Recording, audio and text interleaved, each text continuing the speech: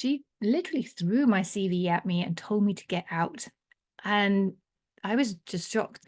But 3 days later, once the sort of pity fog had cleared and my eyes were a little bit less puffy from all the crying, I realized, damn it, she's right.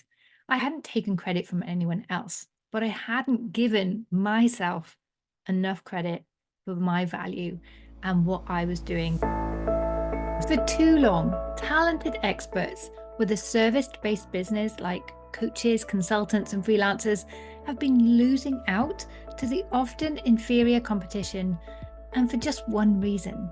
They struggle to communicate the true value of what they offer. This is made all the more challenging if you have a quieter personality or you don't already have a solid marketing background.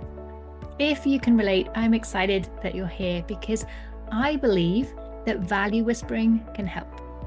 It's the art of getting to know your true value, then weaving this through every interaction you have so you can naturally stand apart from your competitors, feel aligned in everything that you do, and have an impact that matters. Welcome, I'm your host, Melita Campbell, and I'm excited to be your guide in mastering the art of value whispering. And I'm also excited to be continuing the celebrations of my 200th podcast episode, or now 201 podcast episodes, by answering your questions. So last week we flipped the script and my good friend Monica Antohi interviewed me about all the experiences and the journey I've been on that has made me who I am today and has helped me create my art of value whispering approach. Today, I have invited you, the listeners, to send in your questions, and you have sent some great questions. I'm really looking forward to diving in and asking those. It's always really interesting to get thoughts and perspectives from other people as to what they want to hear and what they want to know, what you're curious about. And yeah, I wasn't sure what questions were going to come out. I had some ideas, and what you asked is not at all what I thought, but they are really great and really got me thinking. So I'm excited to dive into those. Before we do, I want to invite you to join the Dream Clients Club. It's the free community that goes along with this podcast, with my books, programs, everything else. And it's where you can get free masterclasses and access to me every week, where I share how you can master the art of value whispering and adopt meaningful marketing for your business, feel proud of the impact that you're having, and grow your self-confidence as well. Because the longer I do this, the more I see and believe that success is really linked to your ability to love and respect yourself and believe in that special brand of value that only you can bring out into the world and create something special for you and your clients. So go along to the Dream Clients Club. You'll find us at melitacampbell.com/club. It's completely free to join. All the content in there is what many coaches charge you a lot of money for every week. I'm giving it to you completely free, so do take full advantage. And also there in the group on the 22nd of April, I'm going to be running the Magnetic Messages Challenge. It's a 4-day challenge that we ran in January, but everyone got such amazing results from that. I'm running it again. So do go and join that and make sure that you're part of that challenge as well. So let me dive in and answer your questions. So the first question comes from the lovely Leslie Martinez over in Houston, Texas, and I'll let her ask this question. Hi, I'm Leslie Martinez, the business mechanic. As a fractional business manager, I rescue consultant CEOs from drowning in the back end of their business as they scale to a team. Melita, my question is, have you ever struggled with valuing your expertise? And if you have, what was the one thing that helped you to overcome it? Oh, what a great question. Have I struggled to value my own expertise and what has helped? So I think I do value my expertise today, but often when people reflect that back to me, it does make me blush.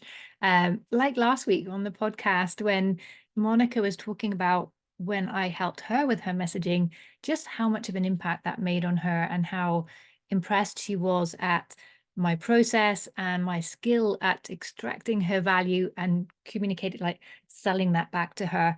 And, when we have a skill that we have learned over time and it's become really part of what we do and it feels very fun and easy to do, which messaging really is for me, then when people say, wow, that's incredible, you just think, oh, that little thing, it was so easy. You almost don't recognize it as valuable, but I do recognize just how valuable this is.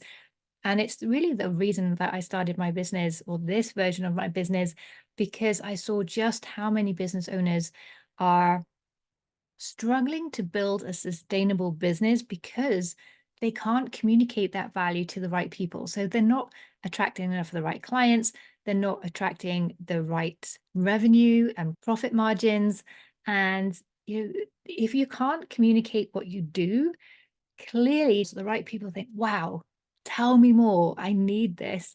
You're always going to struggle in business. And so I just think it's such a fundamental piece. And it comes before everything else, before you start diving in with your website or your marketing or your public speaking or networking or anything else. You want to get this right first, because and then everything else becomes easy, easier. Nothing is ever easy in business.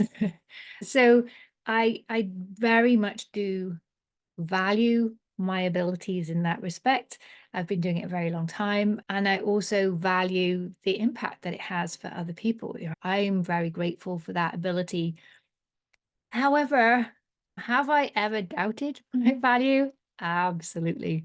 A lot. But one instant when I was 25 was a real wake up call to how much I was giving away my value. And I see so many people, career women and men, and when I'm networking with business owners, I hear it a lot. And so I'll share this little story with you because it may strike a chord with you, given the question that you're asking. So when I was 25, I had my dream job in PR, but the company I was working for went into receivership. I'd only been working there 6 weeks, so that was a bit of a shock. Um, but then I was out of work unexpectedly, and for 6 months, I was applying for job after job after job, and I went for a great many interviews. And then after 6 months, I went to this last interview, and this particular interview I was really hopeful about because it was a new industry. I was excited to learn more about that. And you had to give a sort of case study to qualify for an interview. And the interview was a whole day process with a sort of panel interview at the end. So I was feeling really confident. My case study was approved and I did all the tests and everything. And then I went into my interview with a big smile. I was really excited. 10 minutes later, 10 minutes later, I was thrown out. I laugh about it now. I really wasn't laughing at the time. The lead interviewer, there was 5 people in the room. She literally threw my CV at me and told me to get out. And, I was just shocked. So I asked her, I was like, "Is this part of the interview? Because I know the British government can be a bit tricky to work with." And she's like, "No, I am sick of your lies. I will not tolerate this anymore. Stop wasting my time. Get out." And I was like, "But I haven't been telling you lies. Why would you think that?" And so she told me that all the way through the interview to that point, I'd been saying, we did this and we did that. And she can only conclude from that that I'm passing someone else's work off as my own. And she won't have anyone in her team that takes the credit for other people's work. And I was just gobsmacked. I was like, but I've only ever worked in small businesses. There is no one else to do the work. It was only me. I couldn't have taken the credit from anyone else, but it was too late. I cried all the way home. I had spent my last £5 to get my travel card, and I really felt like it was the end of the world. I was never going to get a job. But 2 or 3 days later, once the sort of pity fog had cleared and my eyes were a little bit less puffy from all the crying, I realized, damn it, she's right. I hadn't taken credit from anyone else. but I hadn't given myself enough credit for my value and what I was doing. So my next interview, it was for a job for a large company that I'd never worked in before. I'd only worked for small companies up until that point. And it was in internal communication, which I'd never done. I'd done marketing, marketing comms, PR, most other aspects, but not internal communication. So I wasn't very hopeful that I would get the job in this case, but I learned my lessons and I was really looking at why I made things work, why I chose to do this strategy over that strategy, or what existed in the company or didn't, and what I saw was a gap and why I decided to fill it the way I did, what I learned from things that didn't go well. I really took a lot of time to really think through everything and give clear examples that there was no one else involved.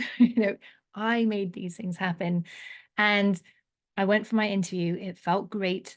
And I left. And before I even got home, I had the call to say I had the job. And on my first day, my boss was saying, we were kicking each other under the desk because we were so excited. We're like, gosh, we finally found the one. They said, your interview was mind blowing. So since then, I've become very sensitive when I hear other people say, oh, we did this. Hold on a minute. Was it we or did you make this happen? And for most small business owners, there is no we, it's just them. Like, oh no, it's just me. It's like, well, say you did this. It does bring you more credibility. So while I don't always pick up on my value instantly, I do believe in it. And I have made a conscious point since that interview to really be clear, not braggy, but clear about why I do things a certain way, what I have made happen, and be clear to myself about that as well. So thank you, Leslie, for an amazing question. I hope you found that answer helpful. And one last tip that I have found helpful, and I recommend this to all of my clients, is to keep a success journal. So anytime you do something that you feel proud of, even something small, like, oh, I figured out how to do this on Canva, anything small or large, put it in that book. So in those moments of self-doubt where you are thinking, am I good enough? Because that's the fear behind all fears. And if we're not feeling our value, we can go back and look at all the things that we have made happen, all the times people have said thank you to us, all the gratitude and recognition we've received in the past, so we can really bolster ourselves and believe in that value, because it is so fundamental to anything else that you want to do in life, not just in your business. But once you believe in yourself and your ability to make success happen or to figure things out, you might not know if it's going to be success, but you can trust yourself enough to give it a good shot, then that's really going to help. So thank you again, Leslie. Brilliant question. Loved it. So next question comes from Dr. Olga Morton, a specialist in helping women with their menopause symptoms, particularly those who prefer not to or can't use HRT, up there in Glasgow in Scotland. And Olga asks, Melita, we know you prefer working with women and your niche is helping female entrepreneurs, but is there anything in particular you found challenging when working with women? Ooh, great question. So when I started my business, it's true, I did work mostly with female entrepreneurs because that's my network. I've done a lot of work in the past in women's networks, and I had two young children. So my personal network was all mums as well. So I started working with women because that was my network, that was what I knew. Plus, here in Switzerland, it's really hard to find flexible work once you have a family, and there's just not enough childcare. The school system is a nightmare. The kids start and finish different time every day. They come home for 2 hours at lunchtime. They don't have school on a Wednesday afternoon. It's hard to find work that works around that kind of schedule. So I saw a lot of mums who were struggling to know what to do.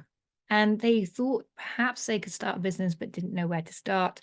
Or they'd started a business, and as I was saying earlier, they were struggling because although they were brilliant at what they did, they couldn't communicate that value to their clients. So they weren't getting enough of the right clients at the right fees. And then this cycle of self-doubt was kicking in as well. So that's why I started working with women. Today, I work with women and men as well. Not as many men as women, but the men that I work with, I haven't noticed that much difference between their struggles in business and what it takes for them to succeed and my female clients. However, I think there are some differences. So one is that the women I work with have very strong instincts. We know what's right and wrong. We know what feels good and what doesn't quite feel right. But over time, we've learned to distrust those. And this is something that we've heard so often on the podcast is that the people that are successful have learned over time, not instantly, to trust their instincts, to go with that gut feeling and what feels right for them. So I think women have a big advantage in that respect, but we need to learn to trust in those instincts and to hone them, to really check in with ourselves. What are our values? What is important to us? Why are we doing our business the way we are? And what's going to keep us on track? To really build this filter so that we can run advice and ideas from other people, but also ideas from ourselves that we come across so we can always stay true to our instincts. So that's the first thing, that they have that big advantage, but they don't always lean into it. They haven't really honed it. Mindset is a big challenge, and time management as well. And these are kind of linked a little bit. It comes back to what I was saying earlier about this self love, respect. We have to have that. And for women, we haven't necessarily been taught how to believe in ourselves, how to create boundaries around what's important to us and our time and our energy, especially. We've kind of been taught to give that away freely, but we shouldn't. We should really keep our boundaries clear, which is where the time management comes in. Because when you have that love and respect and those clear boundaries, time management becomes a lot easier. And so I think this understanding your mindset, cultivating that mindset and that ability to focus on what's most important to you first is a big thing for the women that I work with, that we need to put that in place. And linked to that comes to this idea of permission. A lot of the women that I speak to, often they're waiting for my permission or permission from somebody that it's okay to run the business the way they're thinking of, or to start the business they have in their mind, or to try something new, or to fail at something. So a lot of the time we know what we want to do, but we're not doing it. And often that reason we're not doing it is because we're waiting for someone to give us permission. We haven't always recognized that, but I can see it in my clients. You can do this, it's okay. And I think that's partly conditioning. We've been brought up to be good girls, to ask for permission, not to just go and do stuff, but to always be polite and not bother people and all of this kind of thing. So I think those are some of the challenges that I see for women, that my male clients don't have that same challenge. And also, most of the women that I'm working with, they're not just building a business, they're raising a family, they're doing a PhD, they're looking after elderly parents, or a partner who's unwell, or there's always something else going on. So again, those boundaries, that mindset, that self leadership is really important. And it's why this podcast doesn't just look at the meaningful marketing, it also looks at the self leadership, that building that belief, that ability to focus, and so on. So hopefully that answers your question, Olga. A great question. So we are going to go down under next. So this is Mary Va, anti-burnout coach in Melbourne. She asks, you have achieved so much over the last 16 years as an entrepreneur, author, speaker, podcaster, mother, wife, community builder, so many other roles that make you who you are. What wisdom would you offer for those who are also juggling multiple roles and responsibilities to be successful? Great question. And I think part of the answer is what we've just talked about in setting boundaries and being clear about what works for us, what we want, and giving ourselves permission to do that.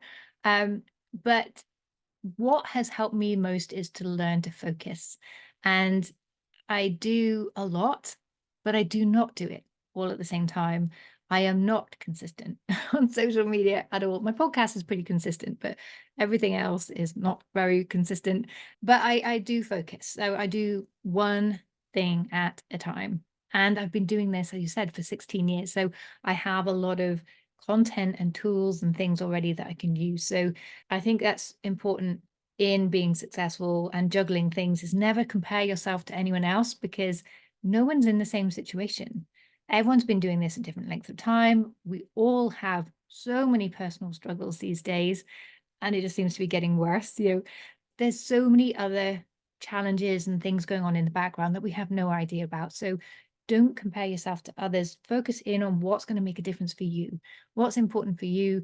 What can you do in the time that you have available that will move the needle the most and focus in on this? And it gives me the wonderful opportunity to share once more my favorite motto, which, Mary, I know you've heard this several times, which is you can't ride two horses with one ass. And I am always reminding myself of this because I am quite creative. I have a lot of things going on, being pulled in different directions. And with an ADHD brain, I'm always tempted to follow the next shiny object. So this discipline of being focused has been really instrumental to me.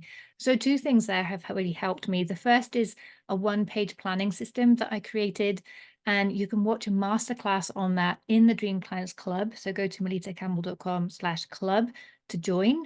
It's completely free. Go to the classroom, and under the value sessions replays, there is a recording there of my time management system, and it's a one-page document that you can download directly from that masterclass. And I walk you through how to use it, and people ask questions, so you get a bit more detail on how it works. So do go and grab a copy of that. That's been really helpful for me to not just manage my time, but manage my personal growth, manage my personal branding, and manage my balance.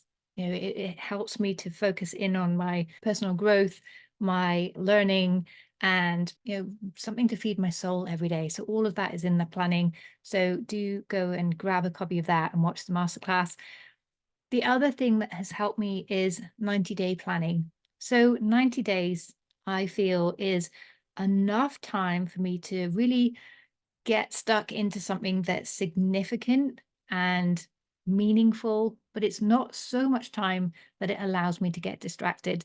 So typically, I'll have one or two business projects I'm working on in that time, and maybe one personal project. So, for example, one of those projects is mastering Facebook ads. That's really what I'm looking at right now. I know a bit about Facebook ads. I've kind of done a bit in the past, but I need to bring my knowledge back up to speed and see if I can start using them in my business to take it to the next level this year. The other thing that I'm working on is my book. So that's another 90-day project. They kind of overlap, but my last book, I wrote it in 90 days. So I know it's possible, and I have the outline and structure, and I've got a support group that I'm working with on that as well. And in the past, I've looked at my sales follow-up process. That was my project for 90 days, was to listen to advice and podcasts and videos on that topic, read a book, and then start to see, okay, which parts felt most meaningful for my brand and my community, the experience I want to create, and then develop at that system. So 90 days was a really good amount of time to do that well and complete it, but a month wouldn't have been enough. So I really like 90-day planning. So those two things, doing one thing at a time, and my planning system helps me to focus on that one thing. And then 90-day projects are the two things that have really helped me. So hopefully they will help you too, Mary. And I know you're all about anti-burnout. So I would love to throw it back to you, Mary. What have I missed? What else can we be doing to stay sane and make sure that we don't burn out? So next we are off to London, and Catherine Smith, a health coach, asks, if you were starting your network from scratch, what would you do? Great question. And as you may know, I'm the author of A Shy Girl's Guide to Networking. So the first thing I would do is buy a copy of my book, read it, read it through. It takes about 2 hours if you to read it cover to cover. So I would read it through, then I'd go back and read it, making notes and an action plan alongside it.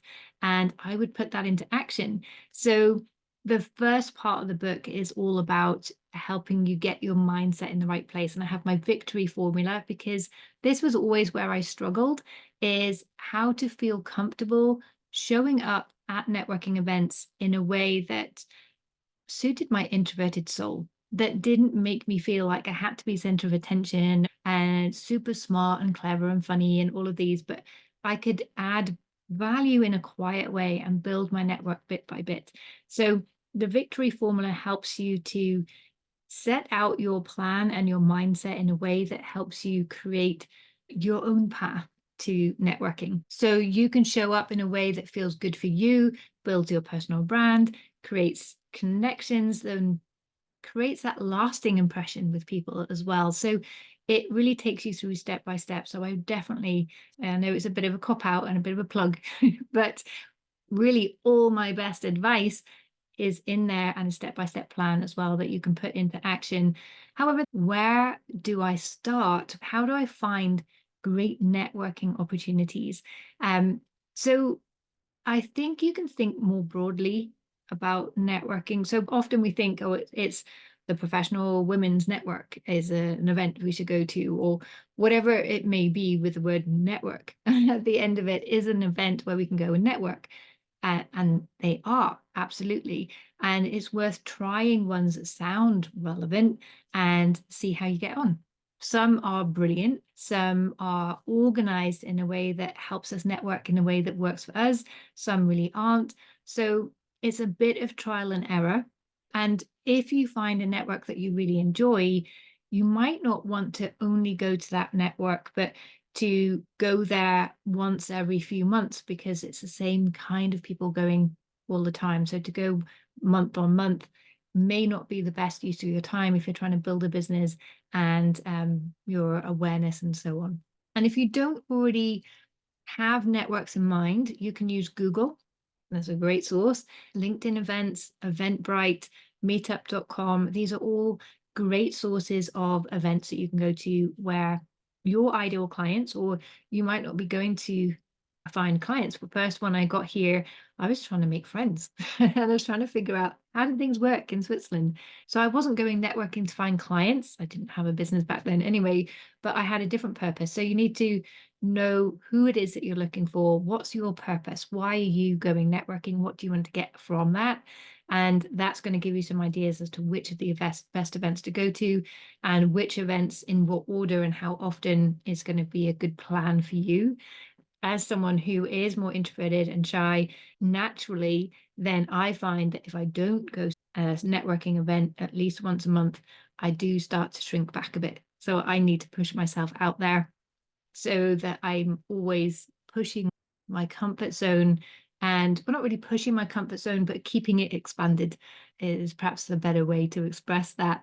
So that's one way to find events. The other way is to ask other people that you know and trust, or people in your industry, where do they go to meet new people and to network? Where would they recommend? And often you'll discover events that you might not have heard of anywhere else. And the reason I say to think more broadly is because any situation where you meet people can be considered networking. I know people who have met clients on the bus, in the queue for the post office, any conversation with a new person could be considered networking. If you go to the gym, if you're doing an art class, all of these are networking opportunities. So don't just think of them as the kind of more formal business event, but any opportunity. So you can think, where do I like to go? Where do I have fun? Let's go and see if I meet people there. So you're a health coach. So of course, for you, going to the gym and like walking groups, things like this is going to be where you can find interesting clients and partners and referral partners and that kind of thing too. So you can really think more broadly about networking. And we talked earlier about knowing your messaging first, being clear about what it is that you do, how to talk about that, who you work for, the value that you offer. get clear on that first. And that's also going to help you to be more successful when you're networking. And the second thing that I would perhaps add in or embellish a little bit more in the book, if I were to do a second edition, it's how to introduce yourself at a networking event. So there is the kind of standard boilerplate version, which is I help add the type of people that you work with to help them get the results that you get so they can, and what you help them avoid. So that's a nice, simple way to introduce your business, but I prefer having a storytelling approach. So, for example, if I was at a group of entrepreneurs and I was introducing what I do, I could say something like, "Have you ever noticed that a lot of business owners are amazing at what they do, but they struggle to communicate the real value that they offer?" And that's really a question that I've used a lot, and every single time people are like, "Oh my gosh, yes, that's me," or "I struggled with that for a long time." Everyone has a story about that.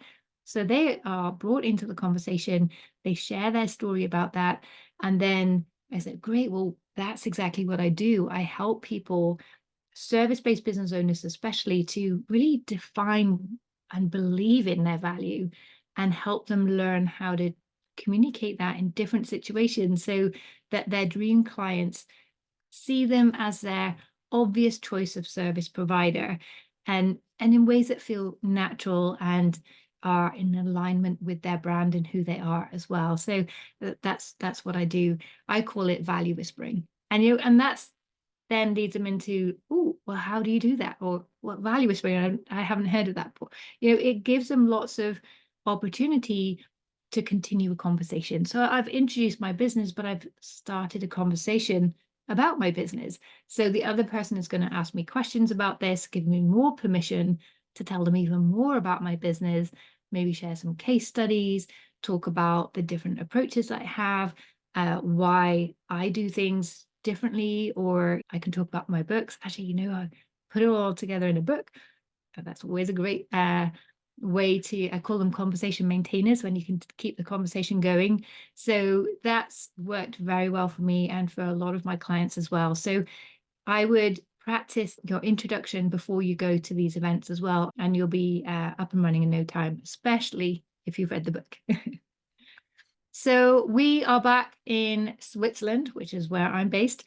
And Judith Sapo, a personal cancer coach, asks, what role has intuition played in making difficult decisions in your business? Great. These are amazing questions. So I think, like most of the guests I've had on the podcast, it didn't play a role at all in many of the decisions I made in the past, and that held me back. Things didn't pan out as well as they could have. And after things didn't go well, I kicked myself because I knew better. I knew this wouldn't work. I knew it didn't feel right. I knew whatever. So I think in the early days, not listening to my intuition actually took me very close to burnout, because I ended up saying yes to too many projects that didn't light my fire, weren't in my zone of genius. They paid extremely well, but I really found it a struggle to show up every day and do my best work. And then I didn't feel proud, and it was a whole mess. And at the time, I was also raising two kids. My husband was traveling. I live abroad, so I didn't have a support network. So, not trusting my intuition, not allowing myself to have that self-love and respect and those boundaries that we talked about earlier, really led to me going to burnout, which is why I now believe that tuning into your intuition can save you so much time and energy in your business. But allow yourself that permission, build up that trust in your intuition, and listen to any of the interviews we've had before on the show. It comes up a lot on the podcast that a lot of my guests were the same. They ended up in sticky situations, or losing money, or investing a lot of money into this amazing program when all of their intuition was saying, "Don't do it, it's not what you need." And they were right, but they didn't trust themselves. But from getting it wrong, we do learn to trust ourselves, but if we can trust ourselves before that, it's even better. As is it Jim Rohn says, we learn a lot from other people's mistakes, but we can learn a lot more from other people's successes. It saves us a lot more time. So I would listen into those. So today I do listen a lot more to my intuition. I do ask myself, why am I feeling held back by this? Why am I feeling really excited about this? So before I say no or yes, I do listen into what is it about this that's making me excited?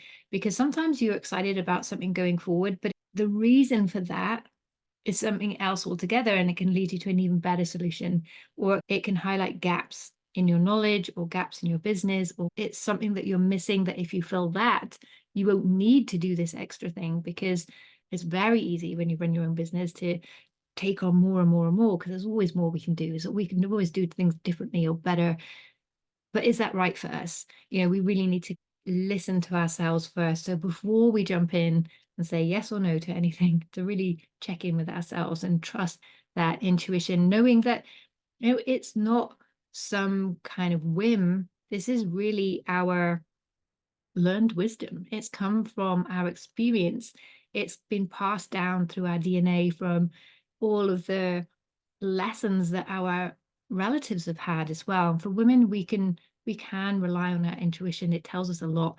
And we might not always know exactly what it's telling us, because the body speaks in very subtle language. It's feelings and emotions rather than words.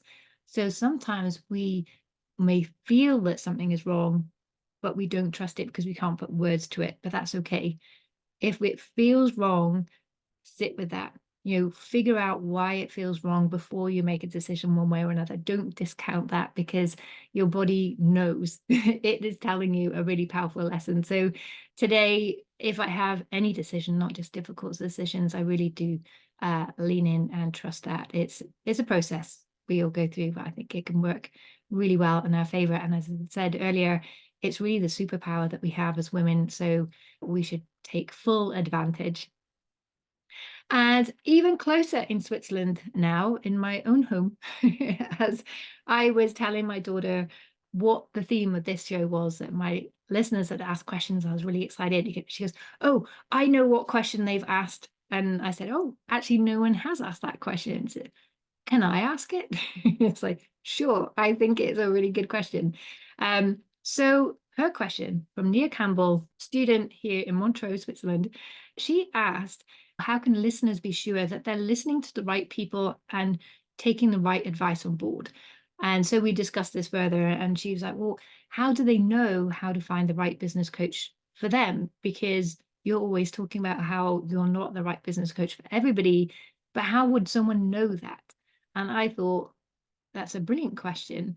And so I think the answer to this comes into what I've already shared around this self-love, self-respect, boundaries, having this filter around what's important to us, what feels meaningful, what feels in alignment with our values, our beliefs, our vision of the future, and our intuition as well. So as a business coach or value whisperer, what I do is I offer everybody a free coaching session. It's not a sales call. You come up to me, we look at where you are, where you're going to go to, what's holding you back, and we really explore that. And you come away with the beginnings of a plan of what to do next before we decide, well, am I the right coach for you? Because I want to be sure that I'm the best investment you're going to make in your business right now. And who is right in your business changes. So my specialization is all about really defining and communicating your true value and weaving that through the right products, the right marketing, the right sales process, the right onboarding, the right delivery, really creating that brand experience for your clients through all of your interactions. So it starts with knowing your true value, but and the messaging part, but then we weave that through everything. So that is perfect for people who are in sort of first 2 years of business. It depends on what business you have, how advanced you are, and so on. And it also can be good. I've worked with quite a few people who have been in business for longer, maybe 10 or 15 years or more, and now they want to do things a bit differently. They want to have their signature approach, their signature way of doing things. Before, they've just done whatever work came their way and it's kind of worked out. But today, it's so much more competitive than ever before because everyone's a coach, everyone's online, it feels. So if you've been a coach or consultant or a freelancer in some aspect for many years, suddenly now you really have to get your message and your niching and your product and all of this right so that you can continue to stand apart from everyone else. And you can use those lessons of who you've worked with within that process as well. So it works for both sides. But I don't know anything about legal or finance issues. A lot of business coaches come from that more legal, finance, operational background. So if you are looking for someone to help you find the structure in your business, that's not necessarily me.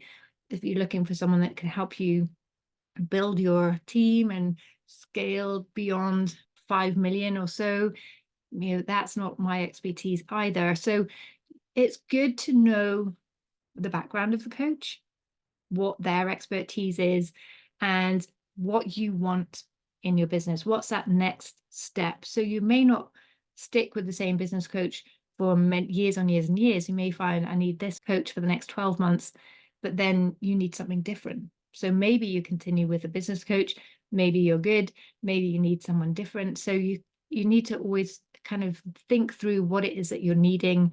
Where's your business right now? Where do you want to be 6 to 12 months from now? And what kind of skills and structure will help you get there.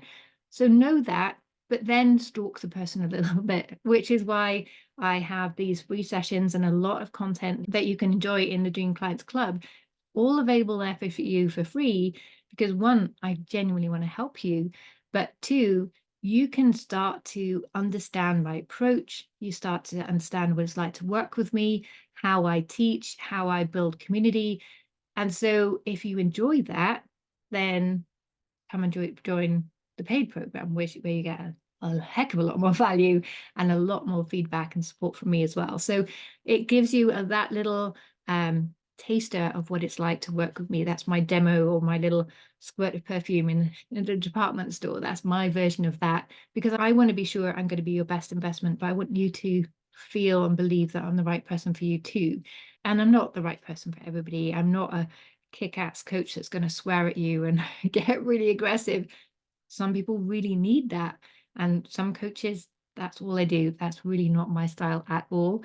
So it's really finding out who has the right background, the right skills, the right program for you right now, who feels right, trust that intuition, who has the right kind of style and approach, who do you admire, who has been where you want to get to, has done things that you can learn from. It's really building your filter of what you want, but then go and do your research, do the homework. Don't just sign up online for a program that sounds amazing, but you've never met the person, because a lot of these programs, if you can sign up straight away, you're not typically going to get any personal time and attention with that person. So if you are someone that's great in a large group where you don't necessarily get feedback and you keep up and you're very self-motivated, great. But for a lot of my clients at the earlier stages of business, they need that feedback. They need the ability to ask questions and get my perspectives on things. So it really depends on your character, your skills gap that you have. There are so many different things to consider, but above all, trust your intuition. The only time I've worked with people who I really regret making that investment, thankfully there's only been two. I've worked with mostly with great coaches, because being a coach, I value coaching. And so I always have a coach, because I know it helps you to be bolder, be better, keep growing, keep adding more value, having a bigger impact. And that's really, I want to have a huge impact. So it's hard to do that on your own. So I always have a coach, but there's only two that I really regretted. And for both of them, I wanted to say no, but they were really persuasive. No, you really need this. I can promise you, you need this. I was like, I really don't think I do. Yeah, I really don't think what you're offering is right for me right now. And they were just so persuasive. They were also the most expensive investments I've ever made. And I didn't trust my gut. But most coaches, as I say, they offer a free session where you can get a feel for who they are, how they work, and follow them for a while. Do you like their content? Do you like their point of view? Do you feel excited at the prospect of working with them and learning from them and getting their eyeballs on your business? If you're feeling that way about a coach, then go for it. And I offer a 30-day money back guarantee. So if anyone does come into my program and as they get into it and they test things out, then they realize actually this isn't what I was looking for. You know, they get their money back. As I said, it's really important to me that I have the right people in the group, that I'm the best investment. So if someone doesn't offer you that money back guarantee, then that's also, I would say, a warning flag as well. So hopefully that helps you find the right business coach for you. And I know I am biased, but absolutely do get a business coach because it will make all the difference in your business. All the guests on the show have had a business coach, and that's what they attribute, not all of their success, of course, but a big part of their ability to make a difference has come from having that coach on their side. And it it can feel like a stretch, particularly if you haven't had a business coach before, like, yikes, this is a lot of money to give away, but it's an investment. It is going to have a return. It's money that you're investing in your business, in your future, in your success that is going to pay back because you'll take your business to the next level. You'll feel so much more confident, in control, and you'll have so much more opportunity going forward. So hopefully that's given you some guidance and some food for thought as to what to think about when looking at a business coach and how to know if you've picked the right one. I would recommend speaking to two or three before you make a choice because they can all sound great, but only when you've spoken to a few, you get a better feel for, well, what's the best option for you? What's the right sort of investment level? And so on. So I would speak to two or three coaches before you make a final decision. So hopefully that's helped. I have really enjoyed answering your questions today. If I haven't answered a question that you have, come and ask it in the Dream Clients Club. There is always a post every week. It's called a podcast chat where you can share your insights, your takeaways, and any further questions you have on each episode. So come and be part of that discussion. You'll find us at melitacampbell.com/club. Thank you for joining us today. If you have enjoyed this episode, if you've been with us for a while and love this podcast, then do leave a review on Apple Podcasts. It really does help more business owners to find the show and benefit from all the wisdom shared by myself and my guests. And as always, there's a lot more tools, tips, and insights coming up for you in the next episode. So I look forward to seeing you next Thursday. Bye.